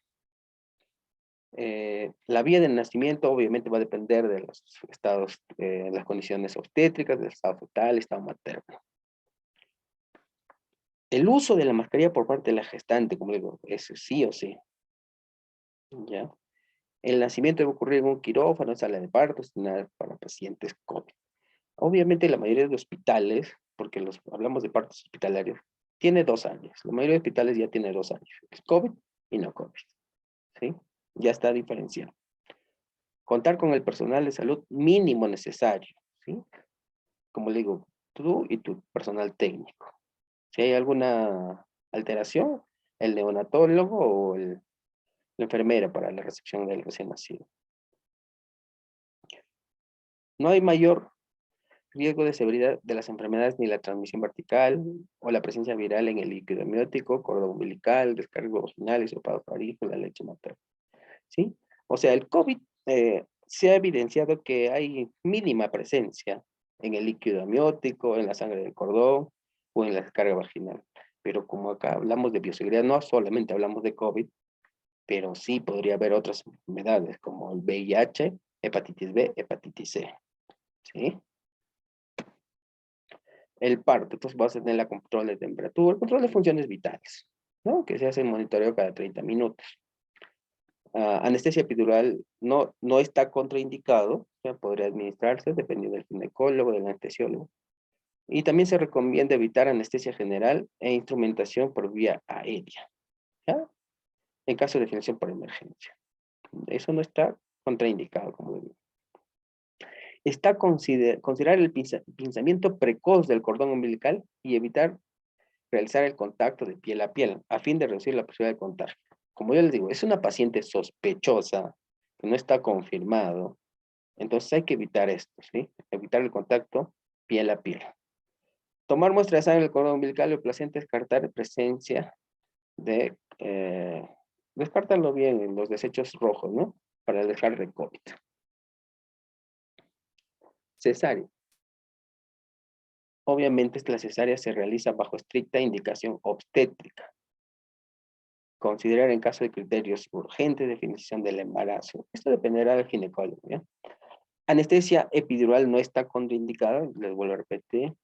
Considerar también el pinzamiento precoz para evitar la contaminación. Y también se toma muestras del cordón umbilical, ¿sí? Recomendaciones para el parto, puerperio y la lactancia. Como les vuelvo a repetir, no hay datos que informen así a ciencia cierta que el COVID está en la leche materna, hay muy bajos. Y si así lo hubiese, la mamá tiene que lactar, ¿sí? El recién nacido tiene que lactar, ¿sí? Entonces, la evidencia actual recomienda el mantenimiento de la lactancia materna desde el nacimiento, en condiciones clínicas del recién nacido y la madre así lo permite, ¿ya? En el puerperio, ¿qué se va a hacer? Tomar muestras virológicas de todos los recién nacidos, madre, hijo, con infección confirmada, ¿ya? Si la gestante es sospechosa, no sabes, no confirmas, el recién nacido también tiene que hacerse su tamizaje de COVID, ¿sí? Hacerle su ficha epidemiológica para también ver si es positivo o es negativo. Vamos a separar a la mamá del recién nacido para evitar el contacto horizontal. Ingresen lo posible en la habitación individual con aislamiento, contacto, si hay una incubadora. Una alternativa es el ingreso por opción de madre, ¿no? Obviamente, si sale positivo el recién nacido, hay que tenerle una incubadora hay un poco aislado de los demás recién nacidos. Una vez descartada la infección del recién nacido y su condición lo permite y bajo consentimiento materno, podrá ser egresado a cargo de un familiar, ¿sí? Si han descartado de la mamá, se ha descartado al bebé que tiene COVID positivo, entonces recién se permite el contacto. La lactancia. Promover la lactancia durante el periodo de riesgo infeccioso, su uso correcto de la mascarilla, adecuado, aseo mamario. Como ya les dije, el uso de la mascarilla en la lactancia está protocolizado hace mucho tiempo, ¿ya? No solo ahora por el COVID. Entonces, hay que revisar las normas técnicas, ¿ya? La mamá que siempre va a dar el lactar, hay que usar mascarilla, el alcohol gel, desinfectarse las manos, desinfectarse las mamas, antes de proceder a la lactancia materna. En caso de inestabilidad respiratoria de la mamá, utilizar extractor de leche con estrictas medidas de higiene. Si vemos que la mamá está con COVID, con criterios de seguridad, no se encuentra estable, hay que hacerle la extracción de la leche materna para poder administrarle al recién nacido. ¿Ya? ¿Cómo se administra la leche? Preferencia de un familiar o de un personal sanitario, ¿no? Personal que lo apoye. Y la decisión final sobre el tipo de lactancia va a ser dependientemente, obviamente, del neonatólogo. ¿Sí? Pero en mayor parte la lactancia materna no está restringida en el COVID.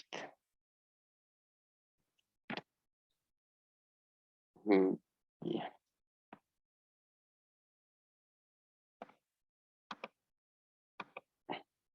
Aquí hay un último video que les quiero mostrar.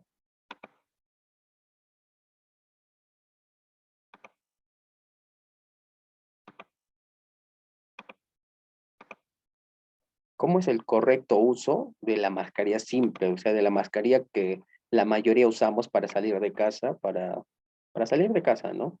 Hay que saber cómo usar esta mascarilla, por favor.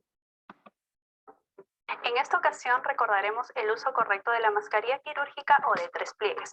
En primer lugar, identificamos el cintillo de metal que debe encontrarse en la parte superior. Luego, identificamos que los pliegues se encuentren hacia abajo. Acercamos la mascarilla hacia el rostro. Las tiras superiores deben colocarse por encima del lóbulo superior de la oreja. Las tiras inferiores deben amarrarse por encima de la cabeza. Luego, con el dedo índice y medio, amoldamos el cintillo de metal a la forma anatómica de la nariz. Con esto podemos decir que estamos listos para exponernos a un mecanismo de transmisión por gotas. Para el retiro, desatamos la tira inferior, luego las tiras superiores, evitando tener contacto con la parte expuesta de la mascarilla y la desechamos.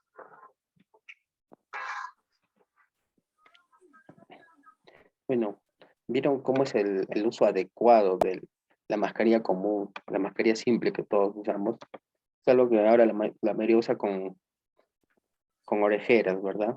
Pero es lo mismo, hay que fijarnos la parte de arriba de la nariz, que vaya bien pegado, que sea anatómico a la nariz, y estirar la parte de abajo y que esté debajo del mentón.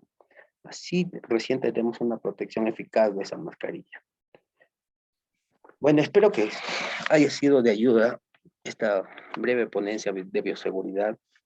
Y como les digo, hay que que tomar en cuenta todas estas normas de bioseguridad y así evitar algún riesgo, un incidente, un accidente que puede ser muy perjudicial a lo largo de todas nuestras vidas.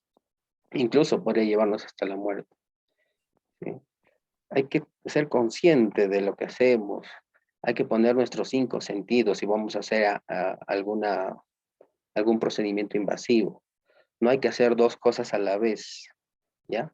A veces por apurarnos, lo que trabajamos a veces en emergencia, queremos hacer la historia, poner la vía y sacarle la muestra. Todo a la vez, no. Hay que evitar eso. Hay que, para un solo procedimiento, nuestros 5 sentidos, nuestras cosas a la mano, el descarte de desechos a la mano, el alcohol gel a la mano, para poder hacer bien, ¿no? Y evitarnos enfermedades, ¿ya? Así poder, para llegar bien a casa, pues no, al final todos nosotros llegamos a casa y podríamos contagiar a nuestros familiares, ¿sí? La mayoría, ¿cómo cree que han llevado el COVID a su casa? La mayoría de personal de salud llevó el COVID a su casa, ¿sí? Porque si esas veces todo estaba impedido de salir. ¿Y cómo se ha contagiado? La mayoría por personal de salud.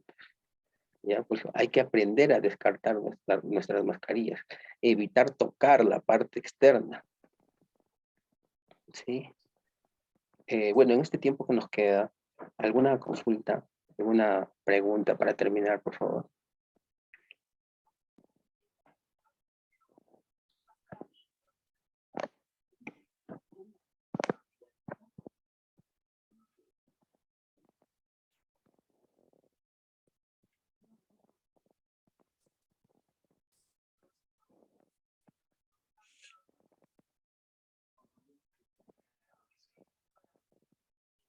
En caso de no contar con suficientes EPPs, ¿cuántas veces como máximo se reutiliza?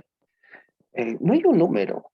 O sea, al contrario, la norma técnica te dice está prohibido reutilizar.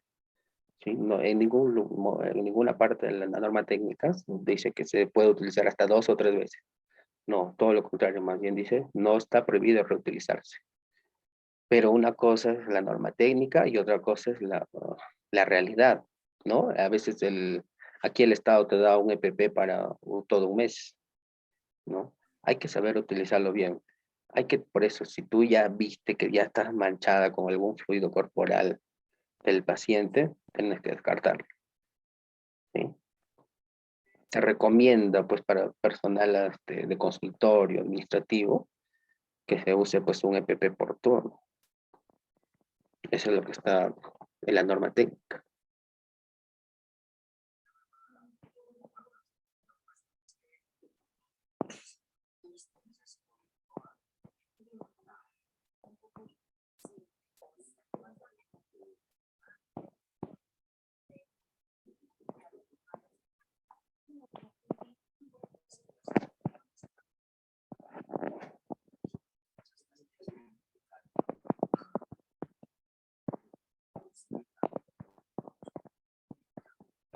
Bueno, espero que haya sido de gran ayuda para ustedes, un recordario de la bioseguridad y qué es lo que se hace en las áreas críticas en nuestros consultorios obstétricos, qué es lo que se debe hacer. Como les digo, la bioseguridad es un derecho y es un deber, ¿ya? Recalcarles, ¿cuál es el derecho? Que el establecimiento de salud donde tú trabajas tiene el derecho a brindarte y el deber es de que tú lo uses y que lo uses correctamente, ¿sí? Que haya sido de mucha ayuda para ustedes. Muchísimas gracias. Nuevamente el agradecimiento a Capacitaciones de Salud por la invitación. Muchísimas gracias. Buenas noches. Bueno, creo que ya no hay más preguntas. Está claro todo, ha sido una excelente ponencia. A la vez comunicar a los participantes inscritos que todo el material de la ponencia se subirá a la plataforma virtual y la certificación se le enviará a sus respectivos correos. También recordarles a todos los participantes que aún no han realizado su inscripción en el curso para la certificación, pueden realizarlo a través de los números que aparecen en nuestras páginas oficiales donde nos podrán encontrar como Capacitaciones en Salud y Capacitaciones en Obstetricia. Esperamos volver a reencontrarnos en la siguiente sesión. Bueno, ponente Cristian Centeno González, agradecerle por su magnífica participación. Esperamos tenerlo nuevamente en la próxima sesión. Muchísimas gracias a todos en general a nombre de Capacitaciones en Salud. Cuídense y hasta pronto. Buenas noches.